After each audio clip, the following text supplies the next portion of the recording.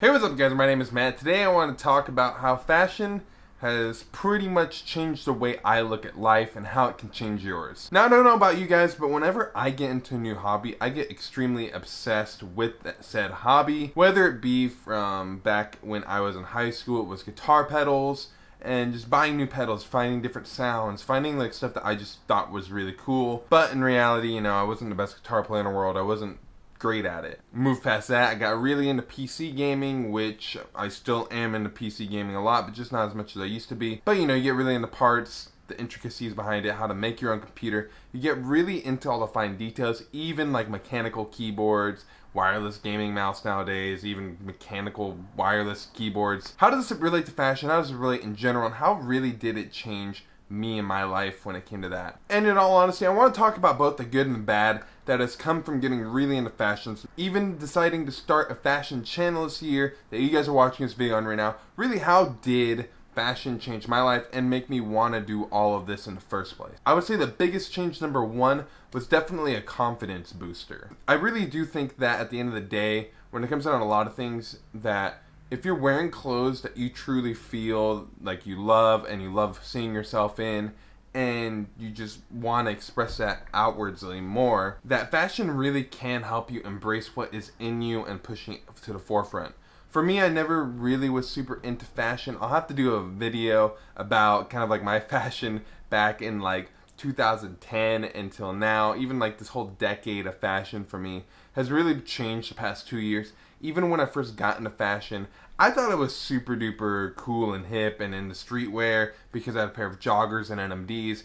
I thought I was the shit. I thought that I was amazing. I was super cool because of it. In reality, I look back at the photo now and I'm like, it doesn't make any sense at all of what I was wearing. But at the time, I thought it looked great. I thought that it was really like what I love seeing myself in. And when you look back on even stuff like that, it really started building my confidence up a little bit more, having a little bit nicer shoes, having a little bit nicer clothing. I mean, I guess back then I just had H&M and Forever 21. I couldn't afford much on my current budget. But even like with those brands, I started to feel better about myself. I started being okay with kind of experimenting a little bit more, not always just wearing a flannel with a shirt underneath and just skinny jeans, even though it's still kind of what I wear a good amount of time.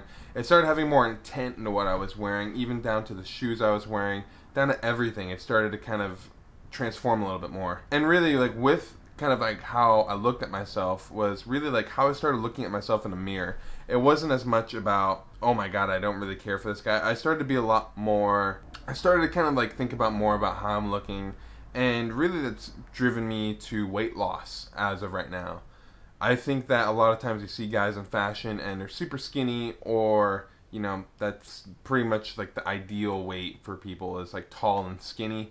And in my opinion, I don't think that's ideal, but I know why people choose tall and skinny is because it's just easier to make clothes look better on skinny people than bigger people. So for me personally, I probably weighed closer to 250, 260, I don't know, because I never liked to weigh myself. And even to this day, it's just more of a mental thing for me than anything else. But when I started seeing my waistline go to a size 38, I knew that it was time to change. I was probably almost bordering on size 40. And for me, like, that wasn't a great feeling. That wasn't something that I wanted to be part of my life forever. Seeing how it has affected my family and just overall health, and kind of looking more stuff into like diabetes, heart attacks, all of that. Like, I know this is the love of like, love yourself and it's okay to be fat, but in my opinion, for me, I feel like it was like a false sense of trying to make yourself feel better, when in reality, like, it is good to be healthy and fit and thin, and you're not just destined to be fat your whole life. Is that if you do make some dietary changes, you can definitely start seeing changes happen slowly but surely. Don't go on any crazy weight loss thing. Make sure it's something that's just steady. Steady weight loss, in my opinion, is better than like, oh my god, I just lost 30 pounds in 1 week. Not healthy. I don't think that's good. There's a lot of YouTube channels that I watch. I think it's like Thomas LaFleur or something like that. I love his channel when it comes to like keto and just talking about stuff. It's like Flav City. It just talks about healthy living. It's not necessarily about dieting, but just about living a healthier lifestyle. Then it drives me into from confidence to looking better, and losing weight with that, kind of like 2 and 3. And really, like, another one was just I started to love myself more. So if you guys don't know, by the end of this week, Saturday, I will be a married man.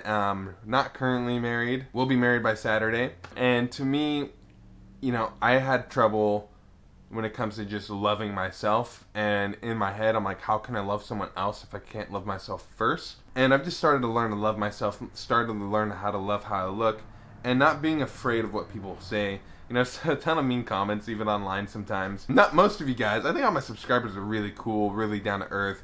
Ask me questions on social media. I love them. If I see them, I answer them.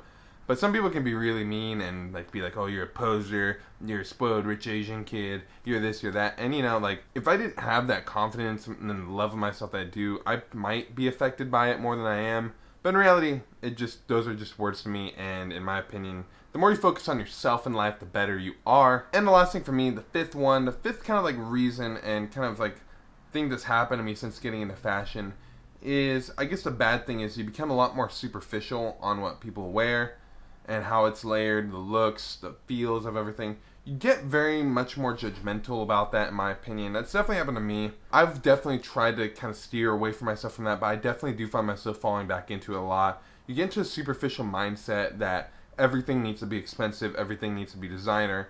Oh, if it's not like Saint Laurent, then like how dare you buy minimal? And to me, it's just very like, people are in different spots in life. People are at different income levels. Not everybody can afford designer.